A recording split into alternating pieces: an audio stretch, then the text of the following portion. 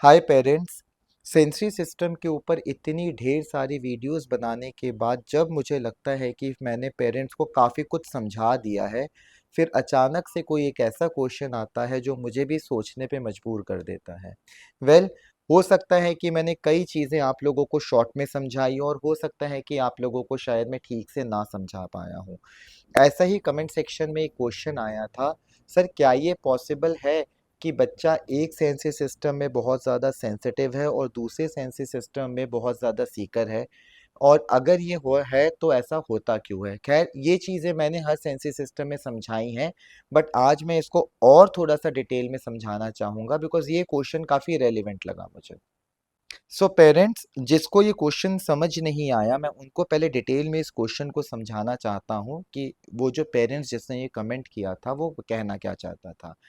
In fact जब उसने मेरी वीडियो देखी होगी तो ऑब्वियसली उसने अपने बच्चे के सेंसी सिस्टम्स को ऑब्जर्व किया होगा, और उस बच्चे ने इनफैक्ट ये किया होगा कि कुछ सेंसरी सिस्टम्स है जिसमें वो बहुत ज़्यादा सीकिंग कर रहा होगा, और कुछ सेंसरी सिस्टम्स हैं जिसको वो कंप्लीटली अवॉइड कर रहा होगा। अब यही एक प्रोसेस है या फिर यही एक चीज़ है जो उस पेरेंट को कंफ्यूज कर रही होगी कि क्या मैं अपने बच्चे को सेंसरी सेंसिटिव नाम दूं या फिर मैं इसको नाम दूं कि सेंसरी सीकिंग है। वेल, आई होप कि यही उस पेरेंट का क्वेश्चन हो, और मैं अब आपको इसका डिटेल में बताऊंगा कि एक्चुअली वो बच्चा कर क्या रहा है या कौन से सेंसरी सिस्टम्स है और वो कैसे वर्कआउट कर रहे हैं। एक्चुअली मैं यहाँ पे हाइपो सेंसिटिव और हाइपर सेंसिटिव वर्ड भी यूज़ करना चाहता हूँ या करना चाहिए मुझे, बट मैं यूज़ नहीं करूँगा। मैं इसको और सिंप्लीफाइड वे में रखना चाहूँगा। बट पहले ना मैं आपको एक एग्जांपल देना चाहता हूँ। आप अगर आपके बच्चे में ये फीचर्स है तो आप बिल्कुल उस पर टेस्ट करिएगा, और अगर नहीं है तो आप एक चीज़ को ऑब्जर्व करिए ना। इमेजिन करिए कि एक बच्चा है जो बहुत ज़बरदस्त विजुअल सीकिंग कर रहा है। नाउ पेरेंट्स, विजुअल सीकिंग बहुत तरीके की होती है, जहाँ पे वो बच्चा किसी ऑब्जेक्ट को हिला सकता है या फिंगर को हिला सकता है, बट यहाँ पे मैं बहुत सिंपल रखूंगा। उसकी विजुअल सीकिंग है कि he is very attracted towards the fan, और he is very attracted towards the light, या फिर और सिंपल लैंग्वेज में मैं बोलूँ तो आप देखेंगे कि वो बच्चा ऊपर की तरफ देखना ज़्यादा पसंद करता है। नाउ ये किस तरीके की सीकिंग है। वेल, आई होप जो मुझे फॉलो कर रहे हैं उनके लिए झटाक से आंसर मिल जाएगा कि ये है एक सिंपल विजुअल सीकिंग। तो अब इस बच्चे को क्या हम सेंसरी सीकर बोले?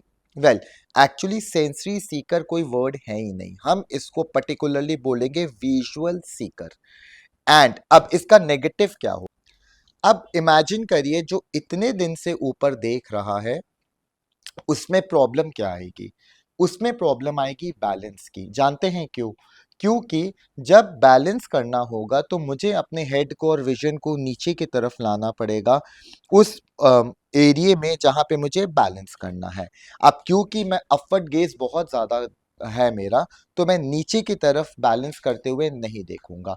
और वेल पेरेंट्स, आपको ये पता है कि जहां पे बैलेंस का टर्म आएगा वहां पे हम यूज करते हैं वेस्टिबुलर सिस्टम। तो इसका मतलब है कि जो बच्चा विजुअली बहुत ज़्यादा हाई सीकिंग कर रहा है, उसका बैलेंस सिस्टम या फिर जो वेस्टिबुलर सिस्टम है, वो सिस्टम डेफिनेटली अंडर रिस्पॉन्सिव हो जाएगा।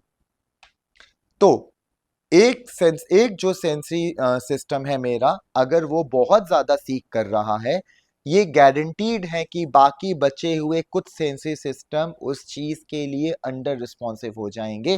कहने का मतलब है कि जब किसी एक सेंसरी सिस्टम में हाई सीकिंग होती है और बाकी सारे सेंसरी सिस्टम उस हाई सीकिंग की वजह से दबने लग जाते हैं, तो कहीं ना कहीं वो सेंसरी इम्बैलेंस हो जाता है। इसी सेंसरी इम्बैलेंस को टर्म दिया जाता है सेंसरी मॉड्यूलेशन। सो पेरेंट्स, अगर आपको लगता है कि आपका बच्चा सेंसरी सेंसिटिव है, तो पहली बात, ये जो टर्म है, इनफैक्ट मैंने भी बहुत बार यूज किया है, ये करेक्ट टर्म नहीं है। अब क्योंकि आप मुझे फॉलो कर रहे हैं तो मैं ये इमेजिन कर सकता हूँ कि आप लोगों को सेंसरी सिस्टम अच्छे से समझ आ गया होगा। तो अब आप जब भी मुझे क्वेश्चन लिख के देंगे ना, तो आपको क्लियरली मुझे मेंशन करना पड़ेगा कि सर मेरा बच्चा विजुअल सीकर है, मेरा बच्चा ऑडिटरी सीकर है, मेरा बच्चा वेस्टिबुलर सीकर है, मेरा बच्चा प्रोप्रियोसेप्टिव सीकर है। बिकॉज आपकी बस एक हल्की सी लाइन कि आपका बच्चा अगर वेस्टिबुलर सीकर है, तो मेरी कई तरीके की ऑब्जर्वेशंस जब मैं ये कह सकता हूँ कि मेरे कई तरीके के असेसमेंट्स को क्लैरिफाई कर देगा कि अगर बच्चे में ये ज़्यादा सेंसरी सीकिंग है तो कौन से सेंसरी सिस्टम्स हैं जो कि बच्चे के अंडर रिस्पॉन्सिव हैं। यही सेंसरी इंटीग्रेशन थेरेपी का गोल है। पेरेंट्स, थेरेपी का गोल नहीं है कि आपको अपने बच्चों को झूले में चढ़ाना है, बैलेंस बीम में चढ़ाना है, बोर्ड में चढ़ाना है, आपको हाइट में चढ़ाना है, नहीं। ये सिर्फ, ये प्रॉब्लम क्या है कि जो चीज़ें सेंटर में पड़ी होती है ना, वो सब बच्चों में इस्तेमाल की जाती हैं बिना सोचे समझे कि उसकी नीड क्या है।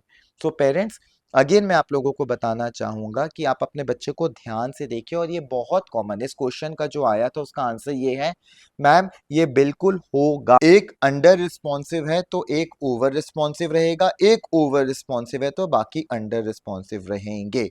सो सेंसरी मॉड्यूलेशन डिसऑर्डर यही होता है। So parents, I know sensory एक बहुत कंफ्यूजिंग टर्म है, और कई बार आप मानोगे नहीं, मुझे भी रोज रोज कुछ ना कुछ पढ़ना पड़ता है, मैं खुद कंफ्यूजन में रहता हूँ। बट आई होप ये जो क्वेश्चन मुझसे पूछा गया था, ये थोड़ा सा I will be able to explain properly. And parents, अगर सेंसरी के रिलेटेड या किसी भी चीज़ के रिलेटेड कोई भी आपके ऐसे डाउट्स हैं तो प्लीज़ कमेंट सेक्शन में लिखिए, मैं ट्राई करूँगा उनके आंसर्स देने के लिए।